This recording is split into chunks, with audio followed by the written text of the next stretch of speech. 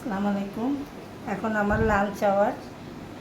আমি এখন কি খাবো। আজকে আমাদের সব পুরানো তরকারি রান্নাবান্না হয় নাই, গতকালেরই রান্না। এখন আমি খাবো। আমি একটু ভেজিটেবল বেশি খাই।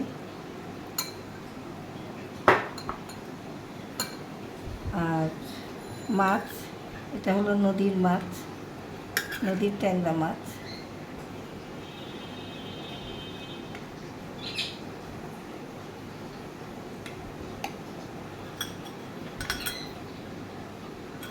আর এটা হচ্ছে আমের আচার।